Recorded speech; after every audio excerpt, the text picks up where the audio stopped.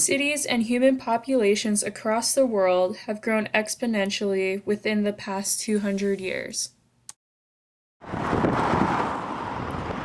With the number of urban dwellers projected to increase to 3 billion individuals by the year 2050, it is important to recognize what positive and negative effects urbanization has on its inhabitants. Spokane, Washington was founded in 1871 and was officially incorporated as a city in 1881. After the first settlements, the population of Spokane ballooned from about 20,000 in 1890 to about 37,000 in 1900 with the arrival of railroads. Today, the city of Spokane is the third largest city in the Pacific Northwest behind Seattle and Portland.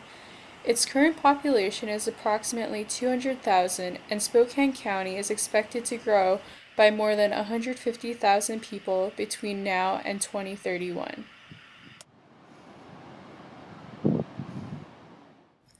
So what is an urban growth area? An urban growth area is a boundary usually surrounding cities, identifying where the cities in the county plan to grow in the future. The whole point of urban growth areas is twofold. One, to reduce infrastructure costs by concentrating growth inside cities, and two, to prevent sprawl from chewing up the rural landscape, working farms, and forest lands. In Spokane, the Spokane County Commissioners are determined to expand the urban growth area. However, the county is stretching the boundaries of the growth area more and more, which could have the net result of putting taxpayers' subsidized sprawl in places no one agreed to development should go. The current urban growth area is larger than it needs to be to accommodate future population growth. So why create more roads, schools, and newly developed areas when it's not necessary? More so, why increase urbanization in Spokane when urbanization has so many detrimental effects towards urban dwellers?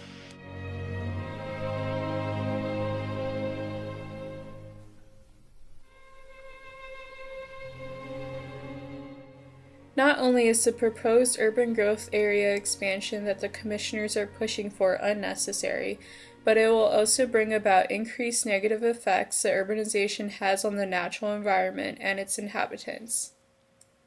Okay, so now let's hear some other people's opinions on the urban growth area expansion. Today we're here with Dr. Chang. He's part of the biology department here at Gonzaga University, and we're going to be talking about the urban growth expansion here in Spokane. So the first question is, what are your thoughts on the urban growth area expansion? Do you think it needs to be expanded in Spokane? Well, the land quantity analysis that was performed by the county itself suggests that in terms of numbers of acres of urban growth area, we have enough. So the numbers do not support expanding the urban growth area. Okay, the next question is, what are some drawbacks to expanding the urban growth area of Spokane and urbanization in general? Well, in Spokane, expanding the urban growth area would potentially create more habitat loss. One of the features of the Urban Growth Management Act is that it establishes a minimum density of human population for urban areas, but it doesn't say anything about encouraging further increases in density within the urban areas. So essentially, while it's meant to prevent sprawl and habitat loss, it can still, if sort of misapplied, lead to those things, sprawl and habitat loss.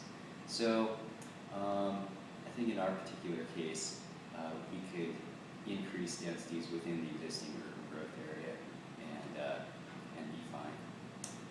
I think more generally, there are some trade-offs and benefits and disadvantages to increasing urban areas. We've got, again, habitat loss is a big concern, but then you do have a concentration of pollution, and that may or may not be a sort of negative feature of urban areas, because it's a question of whether that's spread out over a sort of larger area at lower density or concentrated in a smaller area at higher density.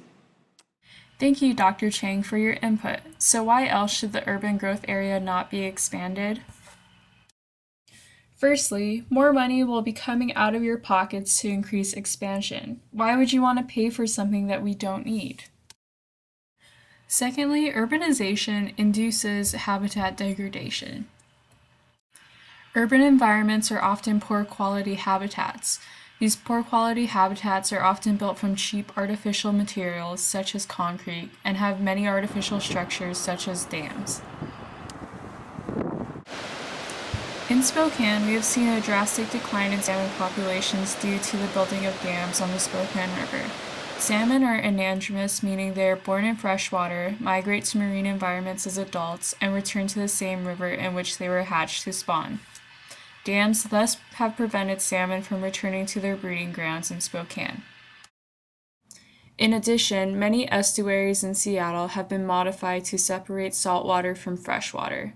Natural estuaries have a salt gradient that gradually goes from salty ocean water to fresh stream water. The estuary in the Port of Seattle has been modified in such a way that doesn't allow there to be mixing of water.